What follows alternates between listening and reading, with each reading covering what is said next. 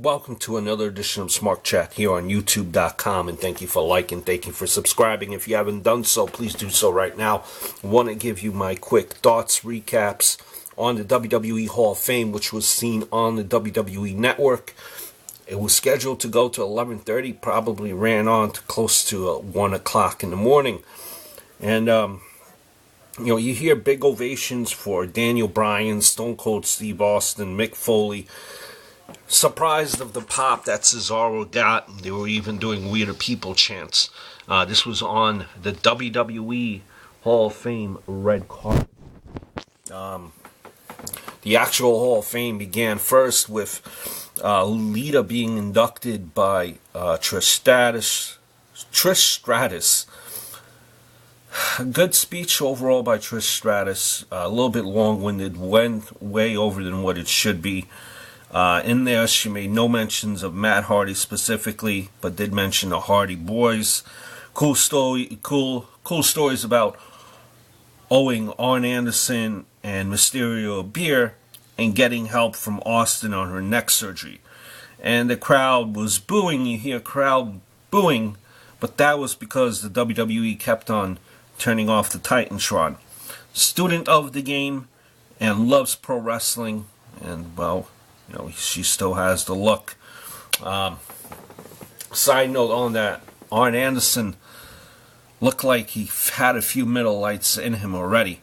The toast or the beer that Lita owed Arn Anderson, Rey Mysterio, was a Miller Lite. That's why I say Arn Anderson already looked like he had a few in him. Next, you get even more goosebumps from Jake Roberts, inducted by DDP. His speech was about from being jealous of his late friends, that he wasn't that as well, to not being able to look at his woman in the face, in the eye rather, or even lie to his children anymore due to drugs. And now he explained how he's been saved by DDP, given a second chance from his family and the WWE. Honestly, it was very chilling, emotional, real, amazing, worth definitely a listen to.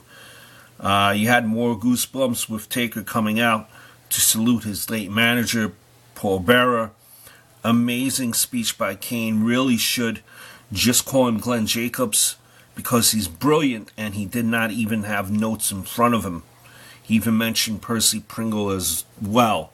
Well done. He mentioned the indie scene, the Gulf Coast, and the fact that he was an actual, assistant funeral parlor director in real life. That's what he studied for.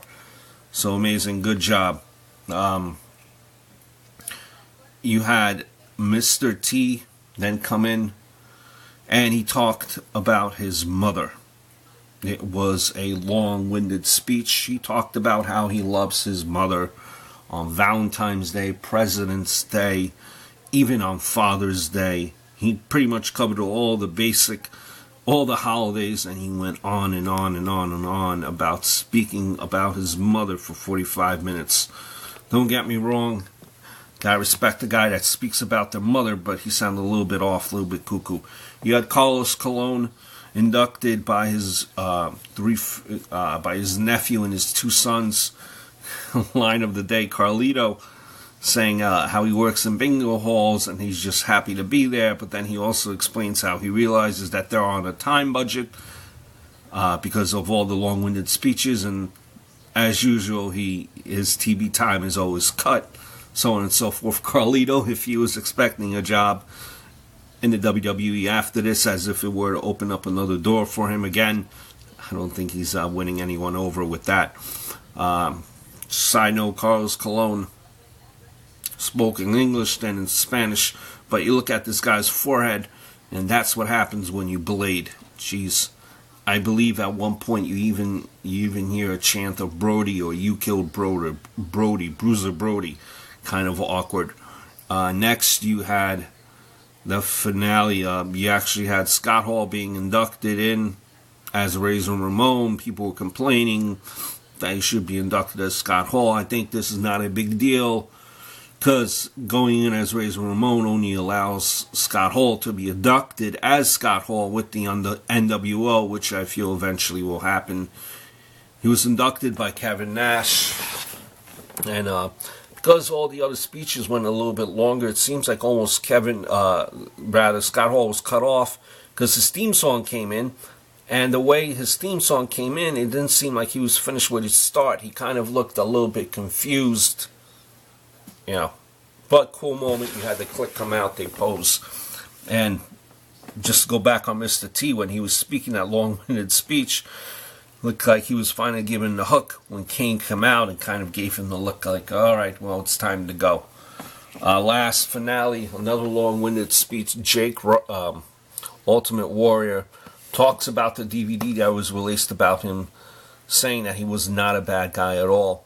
Thanked all his other various promotions that we work with. Talked about Ultimate Warrior and how it's a trademark, how he lives his life as a warrior. Mentioned as well that he signed a new special ambassador deal with the WWE. Also mentioned that he couldn't believe how the lawyers lost the case to that wildlife company, so on and so forth, blah, blah, blah, blah. Very long-winded, but definitely if I were to watch something, I would definitely rewatch that Jake Roberts speech.